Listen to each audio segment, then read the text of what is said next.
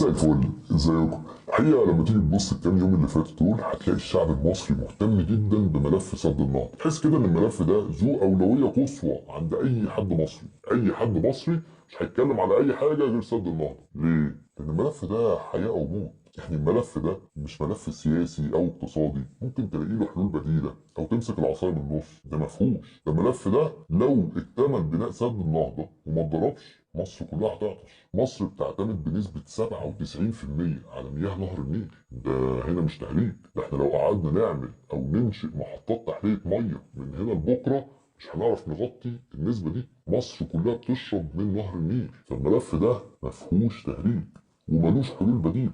بس حقيقة الملف ده في كام سؤال كده ملهمش إجابة، اللي هما إيه؟ هي ليه أثيوبيا رفضت الوساطة الرباعية اللي عرضتها السودان ومصر؟ يعني السودان قالت لك والله احنا ممكن نقعد نتفاوض بس تحت رعايه الامم المتحده، الاتحاد الاوروبي، امريكا، الاتحاد الافريقي. اثيوبيا جت قالت لك لا، عاوز تقعد تتفاوض معايا تقعد تحت رعايه الاتحاد الافريقي فقط، مفيش حاجه اسمها وساطه رباعيه وكلام فارغ ده، مفيش الكلام ده. بلاش السؤال ده. هي ليه اثيوبيا مش مرعوبه؟ يعني تحس كده ان اثيوبيا ما خدتش اي اجراءات غير طبيعيه بعد التهديدات المصريه والسودانيه ليها خالص، تحس كده الامور ماشيه عاديه جدا، مفيش اي تحركات جديده.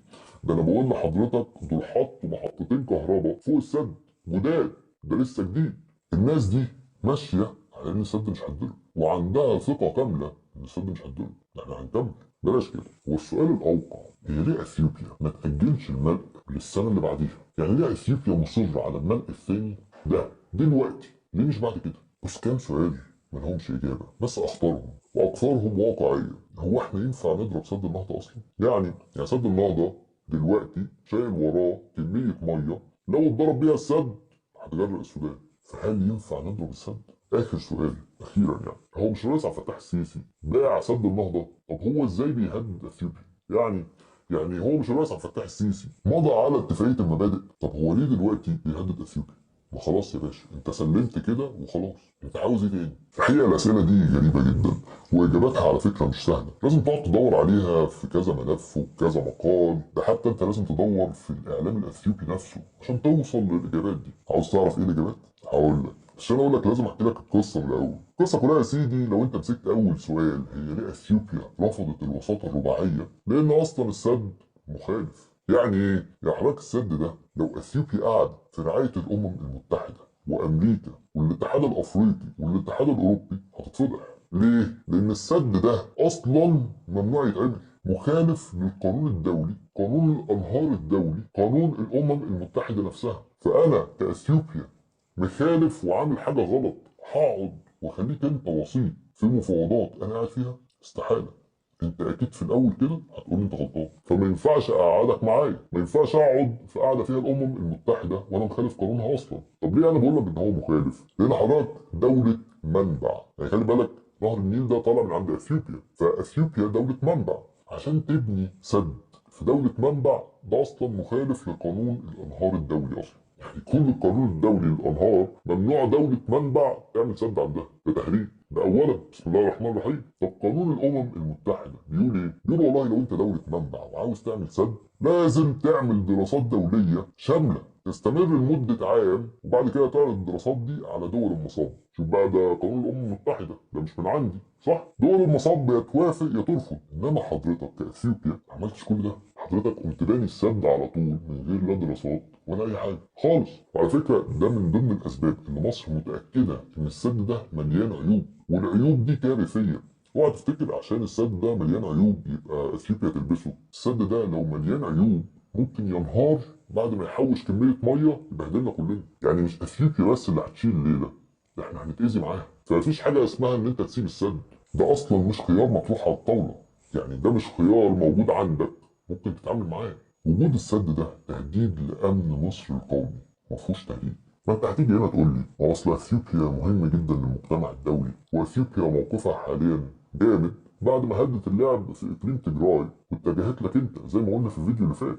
انا كنت قلت لك ان اثيوبيا عندها جبهتين، جبهه اقليم تجراي ودي اللي المجتمع الدولي مقلوب عليها بشكل كبير جدا، وعمالين كل يوم يطلعوا ادانات لاثيوبيا، وجبهه سد النهضه. الحقيقه ان اثيوبيا حبت تهدي اللعب في جبهة إقليم تجراي. بس خلي بالك الموضوع بتاع جبهة إقليم تجراي ده ما يتلمش في قعدة، زي بالظبط تركيا لما عادت المجتمع الدولي كله وحبت ترجع مع الاتحاد الأوروبي تاني ما عرفتش. الموضوع كبير ما يتلمش في قعدة. اثيوبيا عاوزة تلم الموضوع ده بسرعة عشان تفضى لموضوع سد النهضة والجبهة بتاعت السودان، لأن اثيوبيا شعرة بتهديد رهيب في موضوع سد النهضة ده أكتر بكتير من جبهة تجراي وقوات تحرير تجراي. ليه؟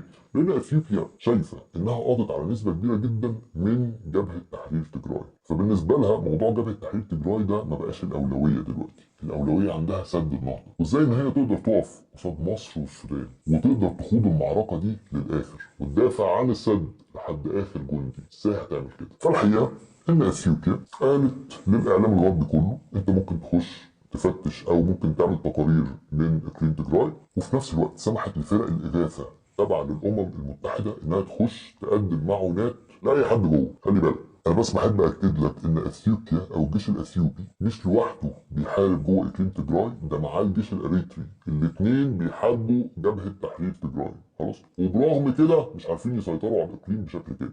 40% من مساحه الاقليم ده ما زالت تحت سيطره جبهة تحرير تجراي. مشكلة اثيوبيا اللي بتحاول تغطيها دلوقتي هي إدانة المجتمع الدولي للجرائم اللي بتعملها قوات الجيش الإريتري وقوات الأمهرة. خلي بالك دلوقتي الإعلام الغربي بيتكلم على إن دي قوات الأمهرة، مفيش حاجة اسمها الجيش الإثيوبي. خلاص، هو دلوقتي بيتكلم على إن دي اللي بتحارب جوه إقليم تجراي اسمها قوات الأمهرة. خلاص، بيسميها كده. بيقول لك إن اثيوبيا عندها مشكلة في غلق الملف ده. ليه؟ برغم كل التوددات وكل التنازلات اللي هي بتقدمها حاليا، البرستيج بتاع ابي احمد وسمعته الدوليه بقت في الارض. يا باشا احنا كل يوم بنكتشف بلاوي وكوارث، اخرها ال 48 ساعه اللي فاتت قوات الامهره راحت على كنيسه وقتلت كل الناس اللي فيها. ده اخر حاجه على فكره. الموضوع ده يخلي الاتحاد الاوروبي على اخره. دي مجزره، يعني الناس دي عملت مذبحه، راحوا على كنيسه والناس بتصلي زي الحادثه اللي كانت عندنا في سينا كده، راحوا على كنيسه والناس بتصلي وقتلوا كل الناس اللي فيها. فانت عندك سمعه اثيوبيا الدوليه بتنهار. في نفس الوقت اثيوبيا بتعمل كل المذابح دي او كل الحروب او جرائم الحرب اللي بتعملها حاليا عشان تقفل الملف مش تفتحه. يعني خلي بالك بيقول لك دلوقتي ان معدل العنف داخل اقليم تجراي بيزداد. ليه؟ القوات الاثيوبيه والقوات الاريتريه عاوزين يقفلوا الملف، خلصونا بقى بسرعه ونخلص بسرعه. فانت عندك المجتمع الدولي كله عمال يشوف جرائم وانتهاكات لحقوق الانسان كبيره جدا. انتوني بلينكن وزير خارجيه امريكا كلم امبارح ابي احمد، دي المكالمه تقريبا الثالثه او الرابعه، بيكلمه بخصوص اقليم تجراي وهتعمل ايه وما تسيبش الموضوع كده، وعمال يهدده. في نفس الوقت اول مره انتوني بلينكن وزير خارجيه امريكا يقول لك اللي بيحصل في اقليم تجراي ده تطهير عرقي. على فكره الكلام ده لما يطلع من وزير خارجيه امريكا ده كأن أمريكا متأكدة وعلى يقين تام إن القوات الأثيوبية بتعمل تطهير عرقي، وكون إن هو يصرح بيها يعني لازم يفرض عقوبات. ما فرضش ليه لحد دلوقتي أنا معرفش، أنا فعلا معرفش. كل حاجة بتدل إن أمريكا لازم تتدخل في الملف ده. بس خلي بالك أثيوبيا بتحط كل جهودها الدبلوماسية عشان تلم الموضوع. زي إيه؟ زي مثلا إن لما أنتوني بلينكن كلم ابي احمد طمنه تماما وقال له لا يا باشا ما تقلقش، ده احنا هنسيطر على الموضوع وكل حاجه هنرجعها زي الاول، وهنرجع كل البيوت اللي اتهدت هنرجع نبنيها تاني، ما تشيلش هم الموضوع ده، وانا راجل واخد جايزه نوبل للسلام وبحب حقوق الانسان والكلام الكبير ده. نائب رئيس الوزراء الاثيوبي قعد مع السفير الروسي امبارح وقعد يشكره جدا على موقف روسيا في مجلس الامن، وان هي استخدمت الفيتو في منع التدخل داخل اقليم تجراي وادانه اثيوبيا وفرض عليها عقوبات من مجلس الامن. تيجي تبص كده هتلاقي ان اثيوبيا وضعها الحالي زي الزفت. ليه؟ اللي بيدور في اثيوبيا حاليا حرب اهليه، لازم تبقى واثق من كده ثقه تامه. فانت عندك اثيوبيا متفككه من الداخل بشكل كبير، سمعتها الدوليه زي الزفت، سمعه ابي احمد زي الزفت، واخر حاجه اثيوبيا عاوزاها دلوقتي انها تواجه تحالف ضخم جدا وقوي جدا على الجبهه الشماليه بتاعتها. يعني تحالف مصري سوداني بيهددها بضرب منشأة داخل الأراضي الأثيوبية أو التدخل جوه أثيوبيا. ده آخر حاجة عاوزاها. أثيوبيا فيها مشاكل غير طبيعية، بس برغم كده أثيوبيا مش قلقانة لسبب واحد. حاليا أثيوبيا هتستغل الفترة اللي قالها الرئيس عبد الفتاح السيسي اللي هي لحد 15 ابريل.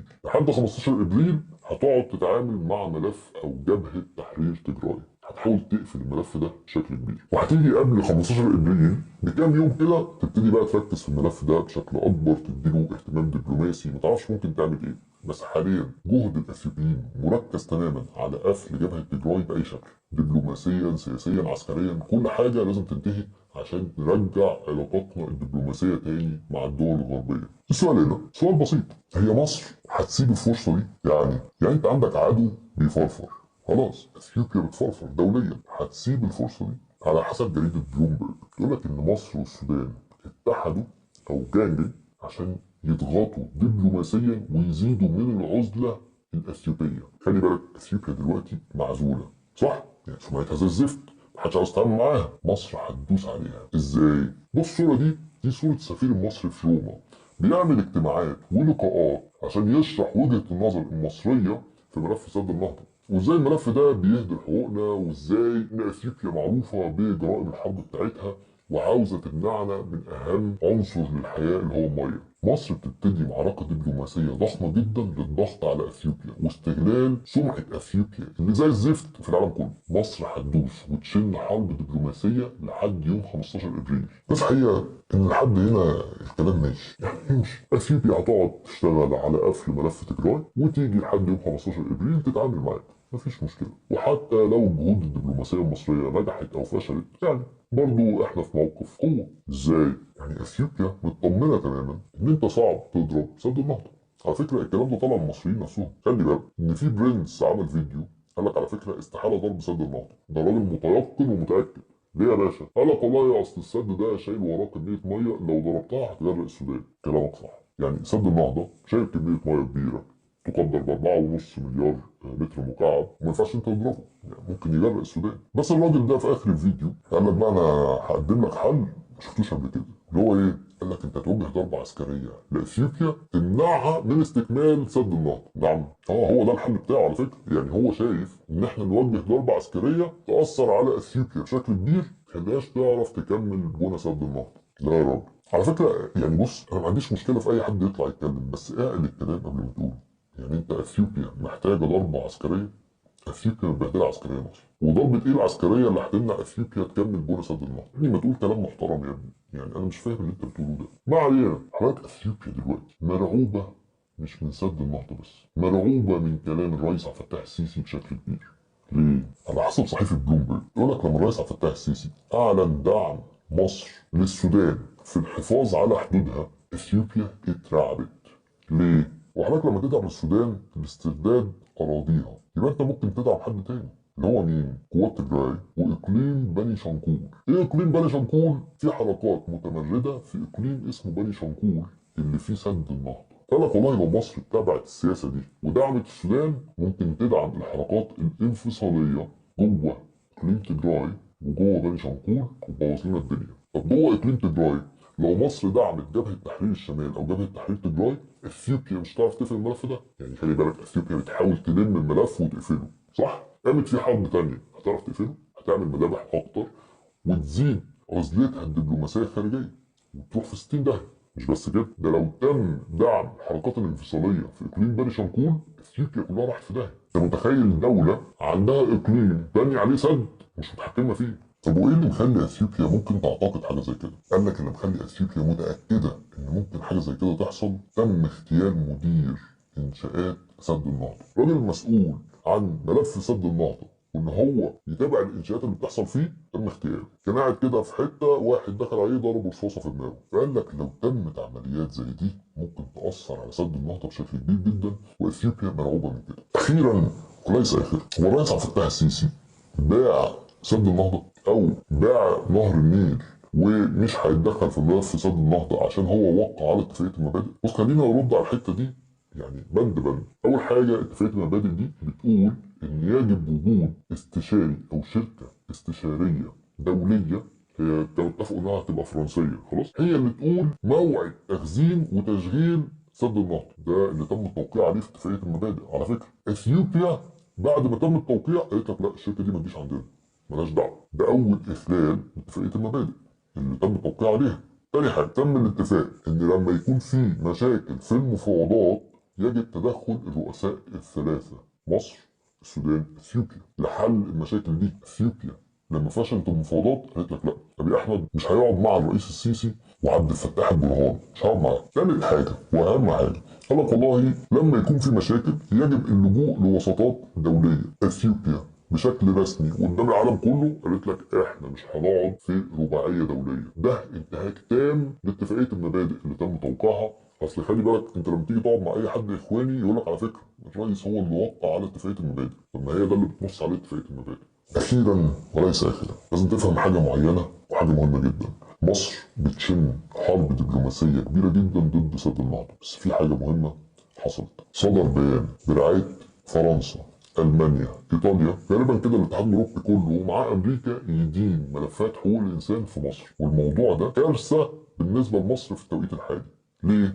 انت بتشن حرب دبلوماسيه عاوز الناس كلها معاك، ما ينفعش ان حد يطلع يدينك. فالموضوع ده بالنسبه لي حاجه مش ظريفه، يعني مش وقته حاليا، ما كانش وقت ان انتوا تطلعوا بالبيان ده. حاجه تانيه لازم تعرف ان مصر مش هتسكت على ملف سد النهضه. الملف ده هيتضرب، يعني هيتضرب، مفيش حاجه اسمها مش هيتضرب. خلاص، يعني الناس اللي بتقعد تتفزلك وتقول لك اصل يوجه ضربه عسكريه لاثيوبيا عشان ما تكملش بولا السد، الكلام ده اي كلام. والراجل اللي بيقول كده يعني مش عارف جايب الكلام ده منين. بس حضرتك انا هرد عليك رد بيتهيألي واقعي شويه. طب انت بتقول احنا مش هينفع نضربه عشان احنا خايفين ان السد ده شايل 4.5 مليار متر مكعب. طب لما يبقى 18.5 مليار متر مكعب، يعني ايه الصح يعني؟ في الاخر يا رب اكون شرحت لك الموضوع بشكل مبسط. يا رب انصر العرب، يا رب انصر مصر، وتحيا مصر. سلام.